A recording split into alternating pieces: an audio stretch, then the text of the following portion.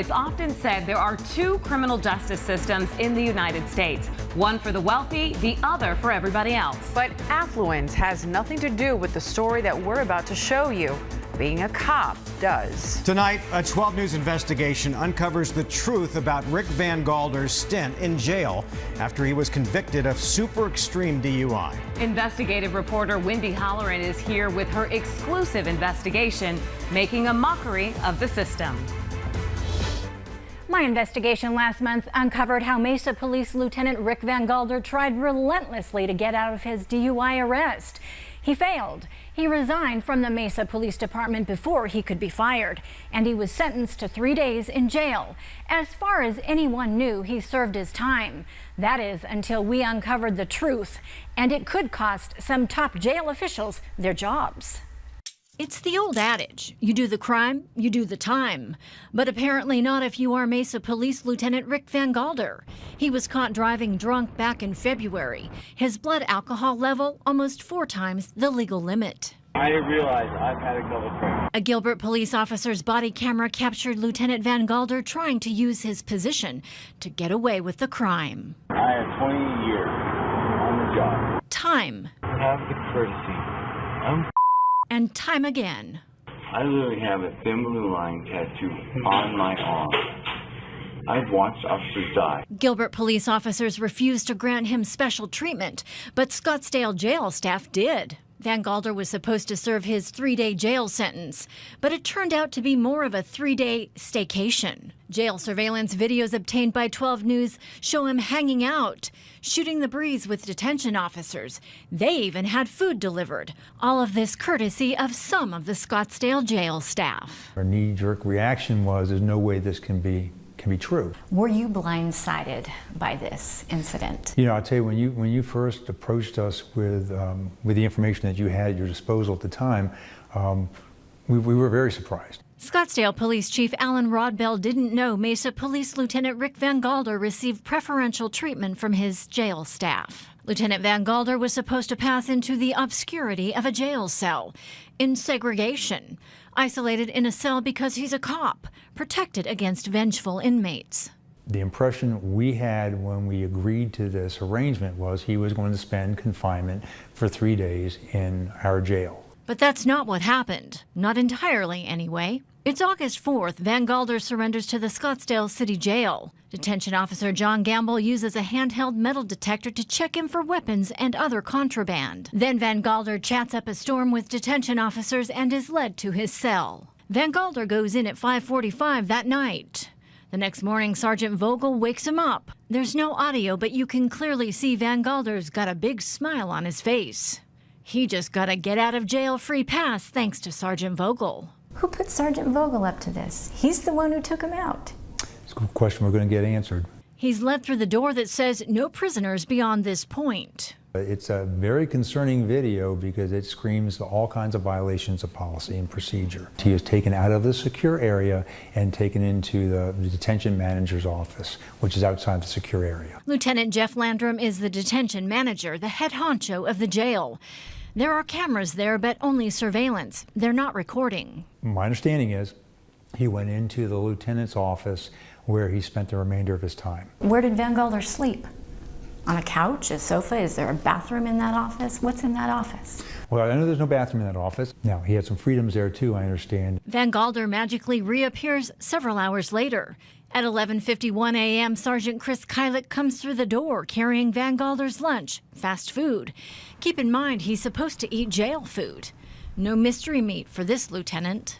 I think he paid for it himself, and they went out and bought lunch and brought him back into the detention area and shared lunch with him. Without a shadow of a doubt, jail staff was enamored with the lieutenant from a neighboring police department. At 2:36, Van Galder surfaces again on the video. He exits through door number 10, and that's the last sighting of him on the video. Van Galder seemingly had free reign, not even in the jail, let alone a cell where he was supposed to be. And he had a visitor. His wife got into Lieutenant Landrum's office and even brought lunch on 2 occasions. No visitors are allowed in this jail. His wife is Mesa Police Homicide Detective Teresa Van Galder. Does that make it even more egregious? think she should know better, absolutely. Far from prying eyes, a prisoner holed up in an office with privileges galore, even given a key card by another employee. But highly inappropriate and certainly not within our policies and practices, and quite frankly, very disappointing. So he could come and go as he pleased. And that gave him some opportunity to move around the building, exit the building freely, and that has me greatly concerned. Rodbell also concedes he cannot account for all of Van Galder's whereabouts. Is there the possibility that he got in the car with his wife and went bar hopping Saturday night? He is in for a conviction of super extreme DUI. Again, I can't account, but the investigation will account. An internal affairs investigation was launched almost immediately to find out who arranged the special accommodations for their guest. Within days, Lieutenant Jeff Landrum, Sergeant Don Vogel, Sergeant Chris Kylick were suspended. Who orchestrated this sham? At this point in the investigation, it's unclear. Or did they act on their own volition? The chief has a theory. I just think that they felt they had a law enforcement officer that was coming in to spend time and for whatever reason made decisions that weren't good decisions in terms of how he was going to be treated while he was here. Van Galder should have never been there to begin with. The Scottsdale City Jail's maximum hold time is 48 hours. Van Galder was sentenced to 72 hours in jail. But I actually made that mistake. Mistakes made, accountability to come. Can you trust these employees? Should they ever be able to come back and run this jail under your watch? Because at the end of the day, you're responsible. These are questions I have to have answered. You're absolutely right. Why would veteran jail staff and the man in charge of the jail risk their careers and livelihoods for Rick Van Galder? Detention manager Jeff Landrum's been at the helm for nearly 2 decades. Sergeants Don Vogel and Chris Kylick have worked at the jail for more than 20 years. All 3 city employees combined make nearly $300,000. In fact, Chief Rodbell signed off on pay raises for all 3 men on June 13th. Whether they get to keep their jobs is still being determined. Wendy Halloran, 12 News at 10. No one is supposed to be above the law. Tonight, Team 12's Wendy Halloran uncovers new details of how a former police lieutenant received special treatment behind bars. And whether some cops think they're above the law. That reporter has basically made my life hell. The case of extremely inebriated Mesa Police Lieutenant Rick Van Galder was filled with spectacular twists and turns. Officer Dominguez, how are you doing? I need your license, please. On February 12th of this year, Mesa Police Lieutenant Rick Van Galder acted like he was above the law. He was caught driving drunk by Gilbert police, a blood alcohol level almost 4 times the legal limit, and at every opportunity tried to get out of being arrested. If you want to do that, I'm telling you, tomorrow, I'm returning. His wife, Mesa Police Homicide Detective Teresa Van Galder, chose to get extremely drunk with her super extremely drunk husband and then get in the car with him, food falling out of her mouth onto the seat. No, I have my license. I just don't have my phone. Even after he was cuffed Unbelievable. and then taken to the station to be processed. And I'm just trying to give you some advice. That's it. If you take it, if you want to tell me to go f yourself, say it. He couldn't believe he wasn't being given special treatment. You're a Mesa lieutenant. I'm sure you have a stellar career. You have no idea. He resigned before Mesa PD could fire him. He was later convicted of super extreme DUI, sentenced to 3 days in jail.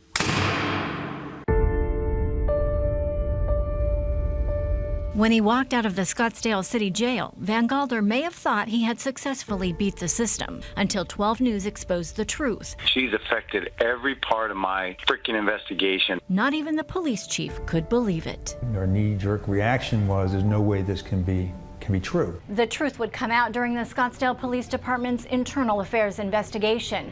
More than a dozen employees were questioned. It was planned in advance because he was a cop. Even the soon-to-be inmate Rick Van Galder knew he wouldn't be behind bars for long. In Internal Affairs documents just obtained by 12 News show Van Galder wanted to avoid doing his time at Sheriff Arpaio's infamous Tent City. The judge ordered Van Galder to serve his time at Arpaio's Lower Buckeye Jail, but Van Galder managed to get out of that, asking his friend, Scottsdale Police Commander Bruce Cioli, to get him into the Scottsdale City Jail. It went up the chain of command. Ultimately, Police Chief Alan Rodbell signed off on it. Van Galder petitioned the court to change the location to the Scottsdale City Jail. The judge gave his approval. Neither the judge or police chief had any idea about the deception that was about to take place. Sergeant Palpoli. And this is Rick Van Galder. Hey, Rick. Do you want me to explain what's going on? Yeah, I would appreciate it. But these surveillance videos from Scottsdale City Jail show Van Galder's stay was anything but hard time right from the start. He's escorted through the side door of the jail, which is not the normal entrance for prisoners. No medical screening was done. The detention officer was instructed to only wand Van Galder and not do a full search. He was even allowed to keep his shoes. Detainees aren't allowed to do that. Records show if the jail filled up, detention manager Jeff Landrum told his detention supervisors to put Van Galder in his office, which is outside the jail, not in a secured area. They even brought in a new mattress and new blanket for him. My understanding was, hey, if we get busy, then we may have to move you. Van Galder told the investigator he was apprised of the plan ahead of time and went along with it. And when they basically got busy and knew that they were going to have people coming in, then they moved me. Within hours, Van Galder was freed from his cell, a big smile on his face. But jail records show that at the time Van Galder was moved out of the cell, the jail was not at full capacity. Later that day, a sergeant went out and got lunch for Van Galder. They all ate in the control room. They were very professional with me. They were very accommodating. Inmates are not allowed visitors at this jail. But that rule didn't apply to Van Galder. His wife came for a visit. I think I went out and let her in. They didn't let her in. And so that's on me. I think she dropped off food on 2 different occasions. One was very short because she was going to an autopsy. Van Galder claims he didn't leave the premises, afraid I was staking out the jail. Because they were nervous because of Halloran, I stayed the full 3 days. And he did not fulfill his entire sentence, released a few hours early from Landrum's office, according to jail records. The jail staff then faxed this document to the Gilbert Municipal Court showing he served his time. To me, they treated me very professional, and I appreciated it. As a token of his appreciation, Van Galder later showed up bearing gifts. Detention manager Jeff Landrum's card read, "Thanks for coordinating everything last week and letting me use your office." A $50 restaurant gift card inside. Detention Sergeant Don Vogel's card read, "Thank you for all the hospitality you showed me during my, quote, visit. Thanks again, and have lunch on me." A $25 gift card to DeFalco's Italian Deli included. Detention Sergeant Chris Kylick also received a $25 gift card. Police Commander Bruce Cioli received a promise to be taken for a drink. When we first asked questions about the jail video, jail staff started getting nervous. Text messages. Kylick warned Vogel it was about to blow up in their faces. Jeff just called me and was asking questions about our confinement from a few weeks ago. They want video, so he is stressed out. Can you call me? Don't use your gift card from the lieutenant if you haven't already. And the response? Wasn't planning on it now. Scottsdale Police Chief Alan Rodbell promised accountability. We're going to make sure we take decisive action and correct this so it doesn't happen again in the future. And there was. I'm tired of people getting in trouble for me.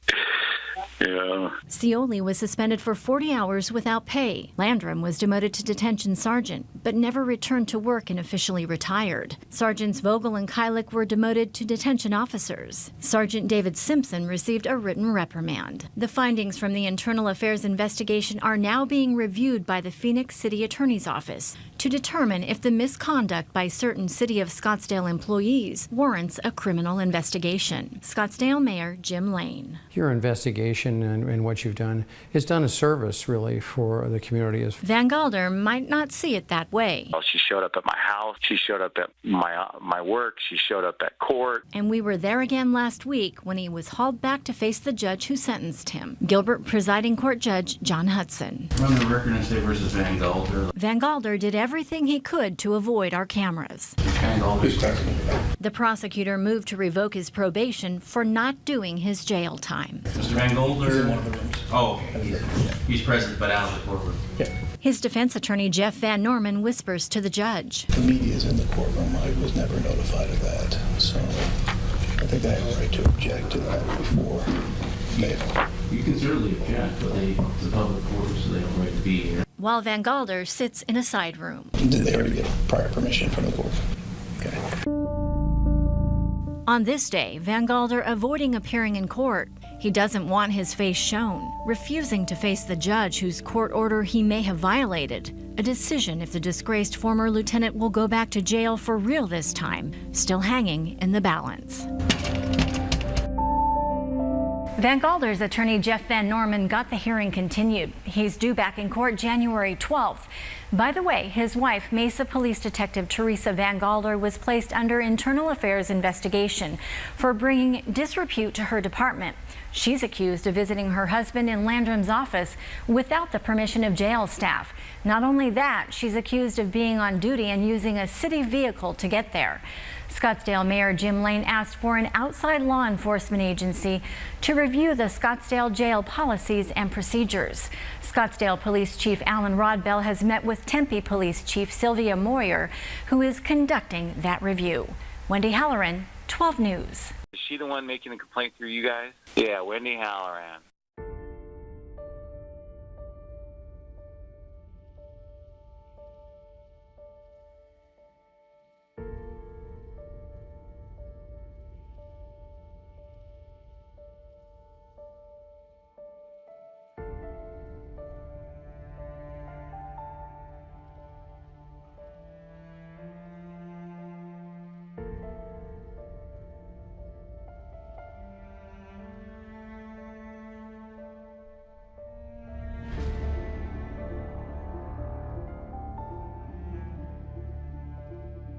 And she already knew that I was going to be at you guys' facility, and she was going to be there with the camera crew and everything.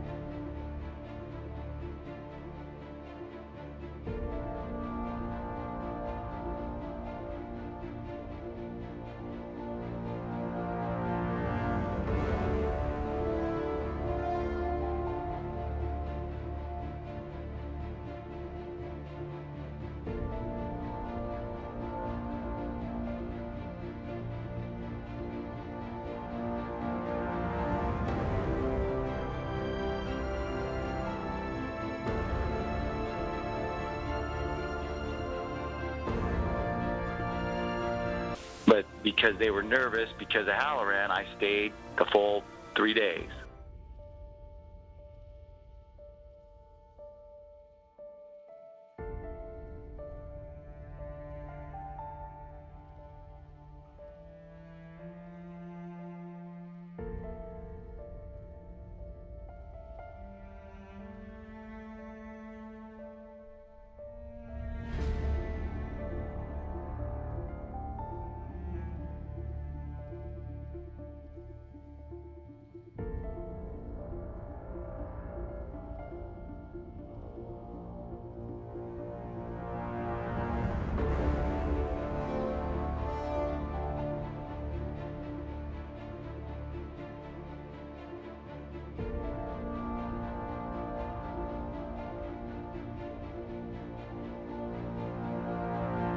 Your guys were professional with me, and so. Yeah, part of the. So I don't know if it's this news person. Seriously, that's she has made Mesa's life hell. She's affected every part of my freaking investigation. She affected the courts. Mm-hmm. She affected the jail. She thinks me and Frank Milstead and Heston Silbert, who are both with DPS now, are tight, and she hates them with a passion. Oh, so anything she can do, yeah. She thinks that, she thinks Steve Berry, who's one of the PIOs with Mesa, she thinks that he lied to him one time. So anything she can do to Mesa, she will. Gotcha.